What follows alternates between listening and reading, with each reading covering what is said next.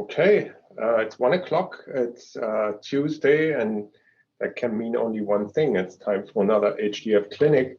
For those of you who are disappointed that I'm here again, I can sort of assure you or sort of tell you that starting next Tuesday, we will have some of our stars lined up for the clinic, but we'll come back to that later.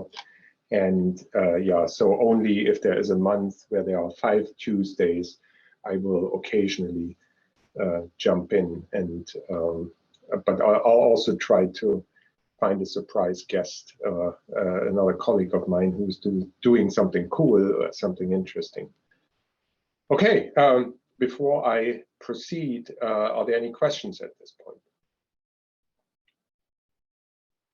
No? Okay, and I checked our cheat sheet earlier. There weren't any questions there. Okay, let's jump into announcements. Hey, we have a new chief HDF software architect, Neil Faulkner. For those of you who have never met Neil, this is what he looks like. He's been with the HDF group. He's been with the HDF group longer than I have been. So I joined in 2010, but Neil was here already. So he goes back, probably not to the very beginning of the HDF group, but he is definitely one of our most experienced, not only developers, but also, yeah, he knows the library, the architecture inside out, and he has implemented many sort of big features. I believe, for example, VDS, Neil implemented that, and I think he also did large parts of the multi-data set implementation. And so, yeah, he's. I'm really happy that yeah, Neil was willing to step into that role, and I'm sure we'll find an occasion for him to come here, and if there's sufficient interest in sort of architectural matters, then I'm sure we can organize something. Okay, we have still job openings. If you're interested, spread the word. Even if you personally are not interested, but you know someone who might be interested, please let them know. There was an interesting webinar on subfiling multiple dataset APIs on Friday, and the recording is now available on YouTube, and I also linked the slide decks here for your reference. I also want to point out we just finished sort of a major chunk of documentation updates. If you remember, we started sort of migrating as much as possible documentation to Doxygen, but that also meant, of course, it's not so much the Doxygen, this HTML rendering of that Doxygen documentation. The important part is really that the underlying documentation is now in the source code.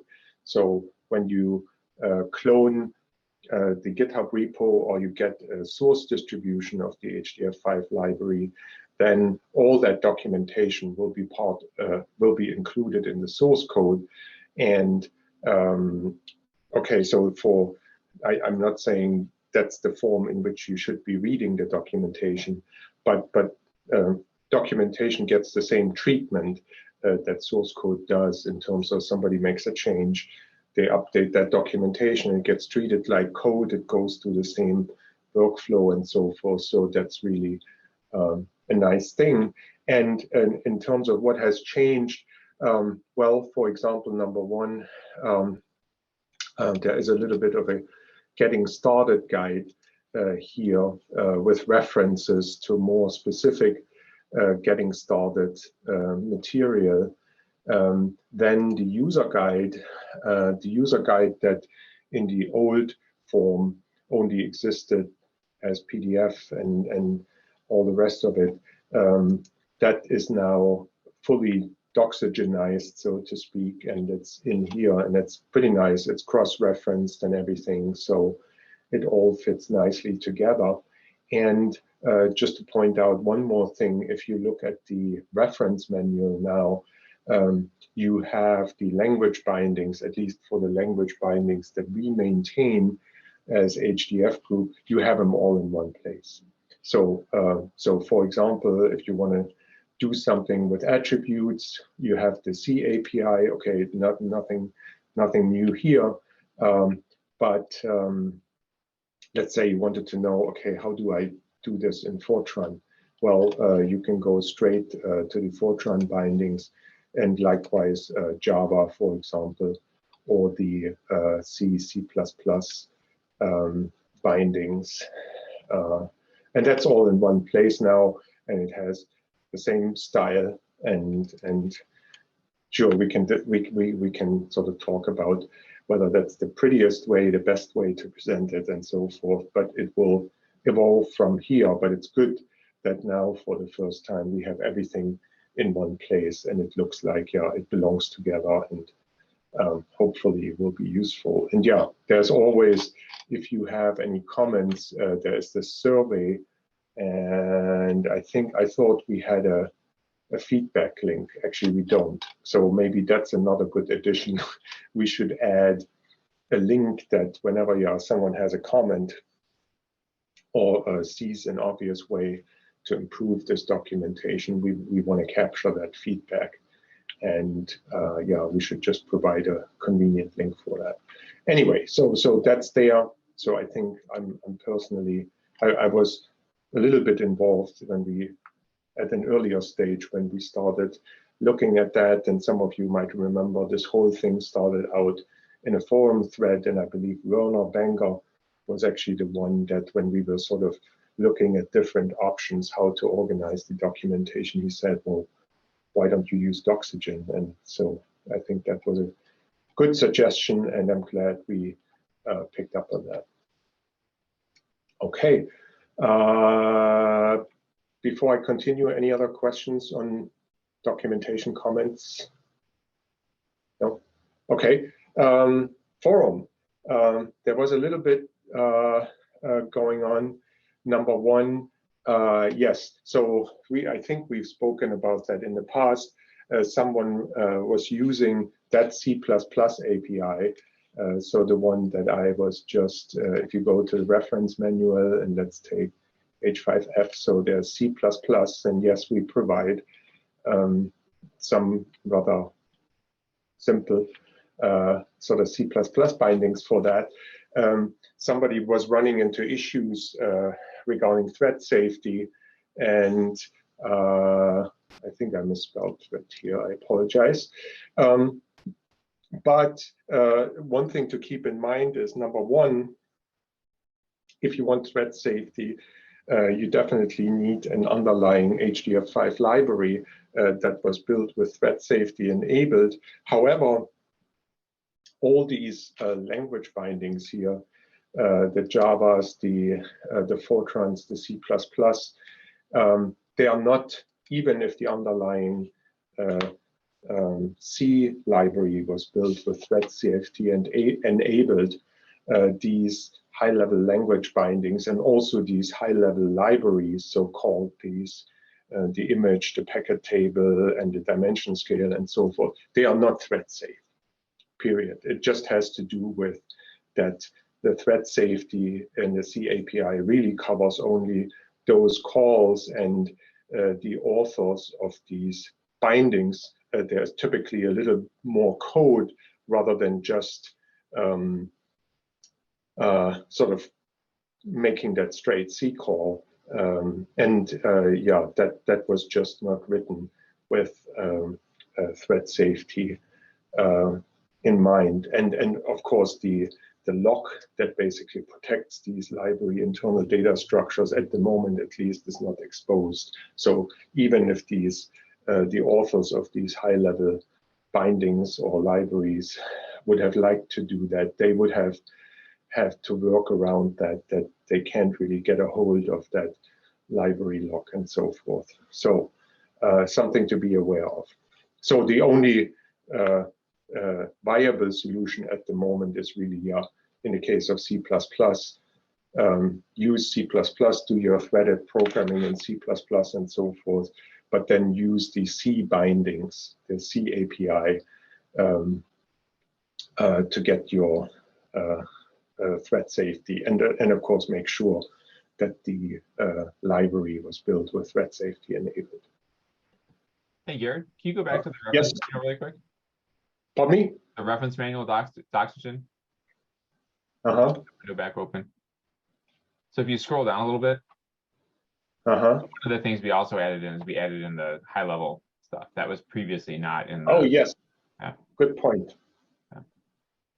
Good point. Yeah. So, I mean, you guys can see that. But yeah, what Dana is pointing out, yeah, sort of the light, the image. So, for example, what you can see here also that if a language name is in double quotes, like here the Java in double quotes, that means, yeah, there are no bindings at the moment for that language. So, for example, for images, yeah, there are Fortran bindings here, but no Java bindings. So, yeah, thanks. And then there are a few loose ends down here, like there are Java-specific constants and enumerated types and so forth, and then something about, okay, there are no unsigned integer types in Java and so forth. So there's a little bit of extra stuff. And okay. And moving on. Oh, yeah, so this was this thread. Remember last time we talked about it. Someone was asking with HSDS that in a way, as everybody who has used the HDF5 library with, and you are creating, well, probably 1,000 groups is not a challenge. But if you have tens of thousands, hundreds of thousands of groups or objects, then there is a certain slowdown. And of course, in HSDS, where a group creation is at least one post request that you have to send to the HSDS service endpoint, that is, of course, a much more, since it's a much higher latency operation, although in parallel, you can fire off 100,000 post requests if you want. If you do that from a single process serially, this is just, yeah, because of latency, creating 1,000 groups is already going to be pretty slow.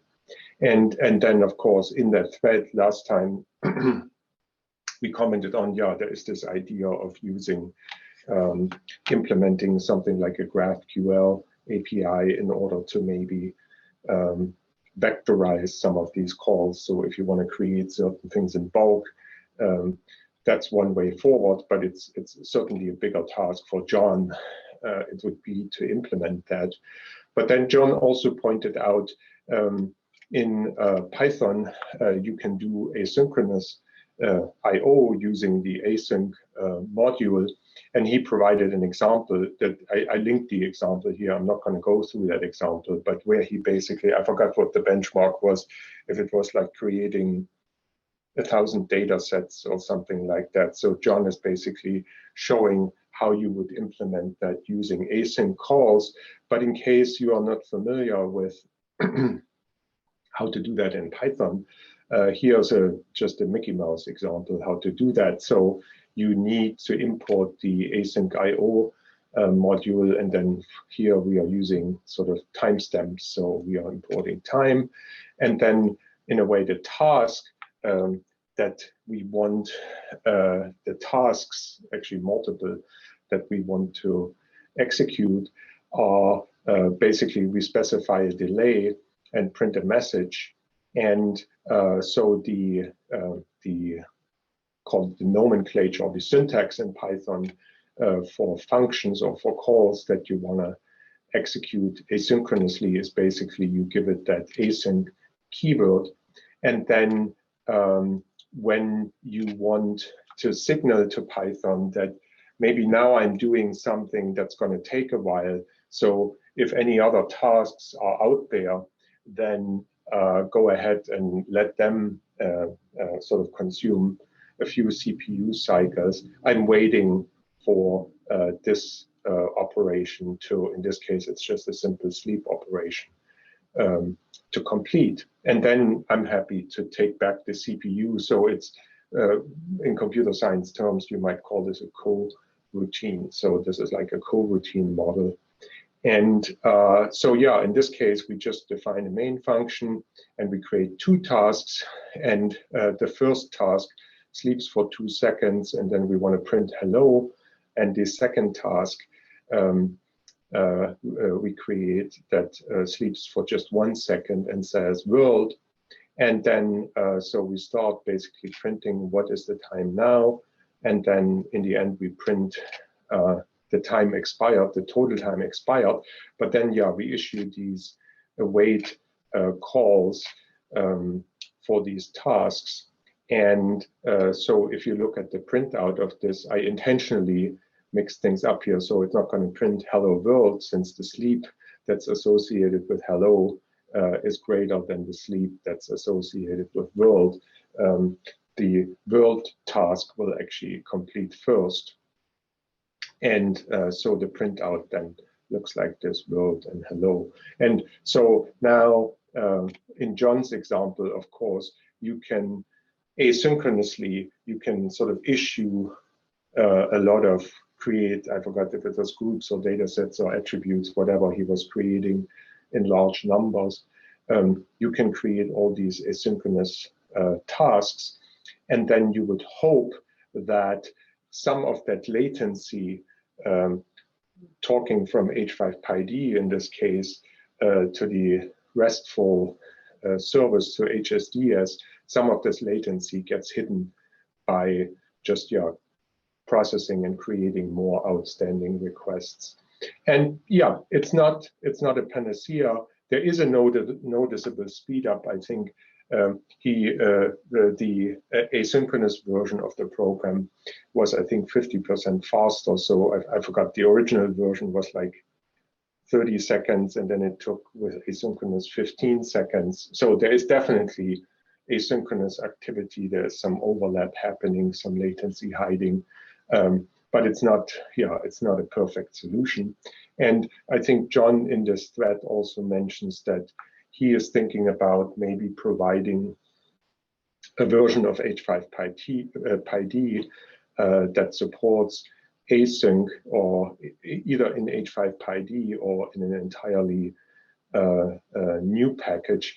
But then, of course, there is also a little bit of a problem here, in the sense that as we just saw with this async await pairing, so to speak, that's the way how you do asynchronous IO in Python.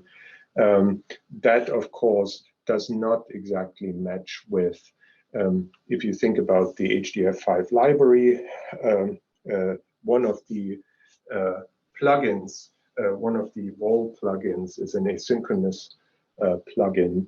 Unfortunately, of course, that model of doing asynchronous IO does not match exactly, or is not easy to translate into this async await pairing in Python. In fact, it has nothing to do with Python. I mean, when that asynchronous wall was created, I think maybe asynchronous IO, well, it was about maybe about the same time, although I'm not a Python expert.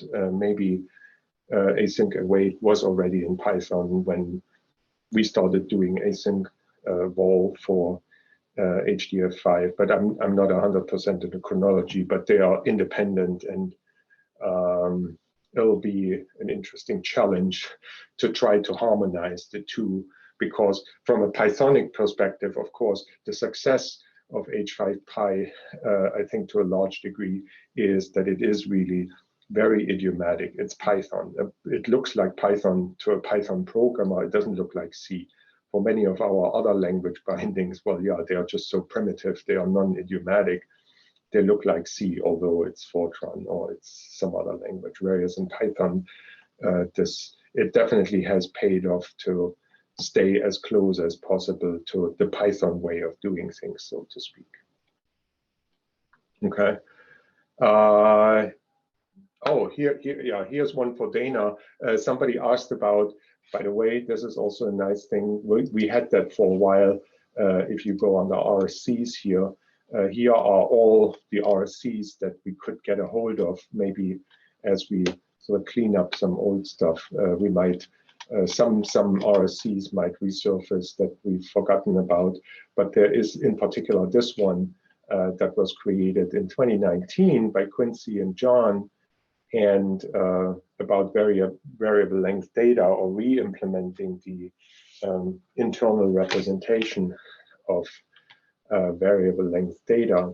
And at the same time, we also looked back then at sparse, how to represent sparse data better in the file format and so forth. But yeah, somebody was asking what happened to that RSC.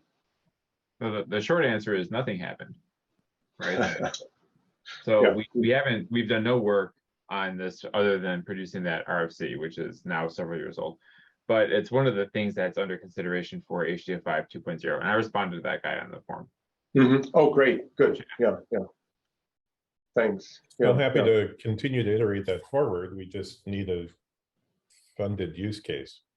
Right. Yeah. I mean, we've been so busy with like our various staff changes at the HDF group and all the ECP deliverables that were due this year that we had no bandwidth for that at all. Mm-hmm. So, but that's something that we can investigate going forward. Yeah, and in a way, the good news is you can always argue. I mean, that's one of the. Some people hate it, some people like it. I'm in a faction that likes it. You can emulate, you can mimic a lot of things in HDF5. Is there a pretty API for it? No, there isn't, but you can do it. So because that RSC, for example, argues, well, yeah, there should be variable length should be implemented as like a 1D extendable data set. In a way, and well, you can do that already with the API. It's just not called a and it's not a type in that sense. But well, also, it's a problem if you want to modify your data after you've written it. Yeah, you get holes in the file, or you wind up with like you need a scheme to make pointers to other places if you were to modify it and make it larger, or you might have to wind up rewriting a lot of data. So it's there really should be a way in the library that handles this. Mm-hmm. Yeah. Okay. Then there was a little bit of a discussion. Oh, unless there are other questions. Are there other questions, comments about that? No. Okay. Compound data type with 0 size dimension. Yeah, I haven't. Okay, I coupled this together this morning. There might have been a response. I basically asked, well, what's the use case? Because yeah, I think what the user was asking for, and he provided this sort of fake H5 dump output, is really, okay, you have sort of a degenerate dimension, but I would like to know what's the use case, because you can put 10 other 0 dimensions here. So what's the point, or what's the use case? I mean, I could see a convenience argument where somebody says, okay, I'm creating all these array data types in a loop, and now I have to make my loop more complex because it can't handle 0 dimensions in that data type construction. Yeah, but just conceptually, the question then is, okay, is a scalar a 1-dimensional vector, or is a scalar also a 10-dimensional vector? It's just highly degenerate. Yeah, in some abstract sense, maybe, but so I'm not sure. And yeah, in the sense of there are actually several people replied. To my knowledge, that was never possible to construct an array type that had sort of 1 or more degenerate dimension, because yeah, and of course this is a data type. So the fact that you can have like a chunk data set, and that you can create a data set with 0 extent and so forth, that in 1 or more dimensions, that's all cool. But then that is related to the spatial, call it to the shape of that data set, rather than the data type. Here we are talking about the data type, because you can then ask, well, is H5T array 2, 0, is that the same as H5T array 2? No, obviously not, because one is rank 2 array and one is a rank 1 array, so they cannot be the same data type. Or although then you can argue, well, what do you mean by the same? And we have many places in HDF5 where lots of things depend. H5, I only have to say H5 diff, where a lot of things depend on what do you mean by the same. And but yeah, I'm not sure what the use case is, but maybe the user will get back and have a use case here. But it's a little bit of an oddball. Anyway, so then I forgot to, I just took a break at some point. There was this question about metadata and structure conventions where a user was asking what are the alternatives to Nexus, or there were sort of two questions. One was about alternatives to Nexus. I'm in no position to say, I mean, he didn't elaborate on what was wrong with Nexus or if that was the type of domain science that he was interested in, but he was asking more broadly, well, what do people do about conventions and so forth? And I replied, so I mean, unfortunately, the current allotrope standardization is sort of a closed thing. Only their members get access to, but they went down the path to just formalize their conventions and structures using RDF. I think that's an interesting approach. It's a lot of machinery that requires, but if you do it right and tool it right, then that gives you a lot of flexibility also to evolve your metadata and so forth. But yeah, unfortunately, if you try to find examples and so forth, they are not easy to find because it's sort of closely guarded or it's not public. That's the problem. Yeah, well, we'll see. Dana, anything? What's happening in engineering? Yeah, I'm going to steal the screen here. Let's see here. Okay. Great. Do that. And let's see, I'll grab this one here. All right, you guys should be seeing my screen right here. Yes. Okay, great. Yeah, so let me jump over here. So let's look at releases. It's been a little while since I've been here. I've been in Brazil, so I'm back. Here we go. So this is the release schedule. I've updated this to include 2023. So as you can see on here, we're going to have a release coming up at the end of October. We just have the last big piece that's getting merged in now. It's the multi-data set feature.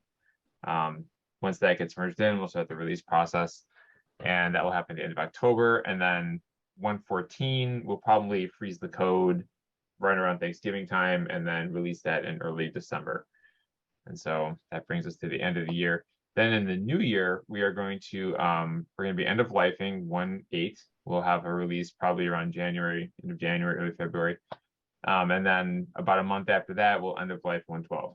As I've mentioned before, 1.12 is going to go away because the VOL interface in 1.12 is incompatible with the VOL interface that we need for pass-through VOL connectors. So that's going to stop. But basically 1.12 and 1.14 do not differ very much. So this is just a 1.12 branch with a much better VOL interface in it. Then 1.10 we'll probably do another release. We've had some performance tweaks that we've pushed into develop to speed it up, that help convince people to finally drop 1.8 and move into more modern branches. But 1.10 should release probably in the spring. Once we get past these two releases here, 1.8.23 and 1.12.3, we're getting into the, I'm not 100% for sure, these are just my best guesses right now. But I think in the spring we'll release 1.10.10. And then 1.14.1, I don't know exactly when that's going to release. I threw that in there to show that if we have people who give us feedback on 1.14.0, because a bunch of new features in there, we may, I feel the odds of us having to do a point release in the summer is probably pretty good.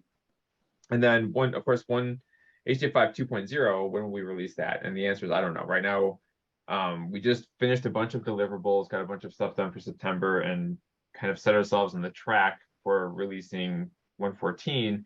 And now it's time to start thinking about what we're going to do in the future. And if you go look in the forums here, forum, there's a thread on here about what do you want to see in HDF5 2.0. So it's got a lot of comments in here, and so we'll be going through this, having discussions with the community, looking at our own capabilities and staffing to see what we can get done to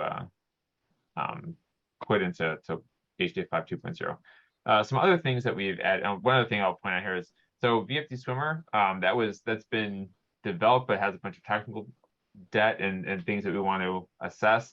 I'm skeptical if that's going to get into 1.14.0, and so that may be a reason for driving 1.14.1 out in the summers if it takes us a while to get VFD Swimmer implemented. Another thing that we've added recently is we've started putting more documents in this doc directory. But most of the Doxygen stuff lives in, we scroll up here. And this is just what I'm looking at here, this release schedule. This is in the HDF5 repository. We keep this updated. And whenever our thoughts change on releases, we update it here so everybody can see. So this is current as of today. But most of the Doxygen stuff is either it's in the module files that are in the source directory. So if you go look at any of these module files here, you'll see that there are a bunch of Doxygen comments in here for all these things. And also we put extra stuff in this Doxygen directory here. We've got images and other bits and pieces that are common to everything. But in the doc directory, we have these markdown files where we're generally putting internal things for the time being. Because this is also stuff that people want to see, not with having to generate a bunch of Doxygen stuff to look at it. People just want to look at this while they're coding. One of the things I added recently was I added Biolocking is one of these things that people trip over constantly, especially on HPC systems where file locking may be disabled. And so I wrote a gory detail guide to file locking and how everything works and how we implemented it and how you can shut off as a matrix for all the mitigation features in here. So, and some information on the internals for the implementation stuff. It's unclear if we're going to keep this. I'm of a mind to potentially drop it. I feel like right now we're annoying more people than we're helping. So I'm of a mind to just remove the whole thing. And if we're going to do that, I'll start a discussion on the, it probably won't be removed in 1.14.0. I don't know, maybe it will. I don't know, I'll have to think about that some more, but we'll have discussions in the forum. Another thing that we put in here, and this was done under a recent contract, was I created this document here, getting started with HDF5 development, and it explains a bunch of the library isms for when you're working on stuff. It definitely needs more work. We will put more love into this over the coming year, but I did want to get something out there that explains stuff like what does an HDF5 internal API call look like, and what are all these weird things that you have inside here? How do all these macros work? So I have stuff in here. Quincy, if you would like to go look through this and give me feedback, I'd be thrilled since you've been with this since the beginning. But I explain kind of like the the func enter macros and the different things that we do in terms of error handling and stuff like that. So so this I hope will help people who are coming to the library and want to make contributions, and they're just confused by all the stuff that's inside the library, all the macros that we have that we use to do our business and make stuff platform independent and to work around the deficiencies of C as a very low-level programming language. And then another thing that we ping you to shoot me the URL so I can see it. But what's that? Oh, it's in the repository. Okay, yeah. Well, fine. That's fine. Yeah, keep talking, Dana. I'll dig it up. Yeah. And then another thing we've added in here is we recently updated the vol flags. This is a thing that existed before, but it was just an unsigned, which was not a big enough of a type to hold all the flags we wanted to put in there. And we had a bunch of flags. Right now I have to put Doxygen comments in here. Again, I was out of the country when we merged this, so we put the flags in so people can continue working, and we'll add exactly what these flags mean in the future. But what we did is we expanded the type of the flags field from an unsigned to an unsigned int64, and then we've kind of more formalized the flags that we have in here. And we were on the fence when we were developing this of making something that was bigger or smaller in terms of like how do we specify all these different features that a vol connector may want to advertise that it supports. And we didn't want to make it too complicated to the point where a connector author or a piece of software that wanted to specify that they had or were able to or required some feature. We didn't want to make that so complicated that it was a lot of work for people to go in and figure out how to set that up. So we try to keep it kind of simple. We basically, for all these different packages that we have, things like for attributes, like there's a set of basic things like, can you open an attribute? Can you write to it? Can you create it? Stuff like that. Basically, do you support attributes at all? And then we threw everything else in the scissors drawer, which is more, right? To just kind of keep the number of flags that you have to understand down to a minimum. We could expand this in the future. We could expand this before 1.14 if people have strong feelings about it. We did add a bunch of things towards the end that are kind of in the property list level, things like, do you support creation order? Do you support iterating? And this is just based on our feedback, our own knowledge of having created things like the Deos Vol connector and things like that. This is kind of the set that we came up with. And we could add to these. We've used probably about, I think about half, a little bit over half of the number of flags that we could potentially put in here. But really, this is all just about matching Vol connectors to software to make sure that if you loaded a Vol connector, can it actually meet the needs of the software in terms of the HDF5 API calls that it's about to make. And then it's also handy for testing, because in our testing suite, we've updated the Vol test repository so that it skips over things if you don't advertise that you support that. So it makes it a little bit easier. So again, this could be changed. There's an RFC. You can get to it from the HDF5 doc. We just released a newer version of it, and this is the terminal Vol connector feature flags. So that's something that we've recently added in. And that's what I got. Great, thank you. And there is very, very little left for me to say, except for that, yeah, last time I promised you, and I didn't keep my promise to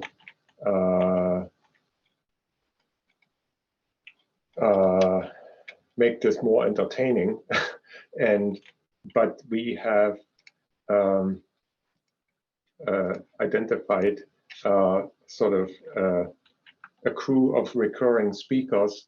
And so the plan is, today is a little bit out of the order. On the first Tuesday of a month, Dana will hold this clinic.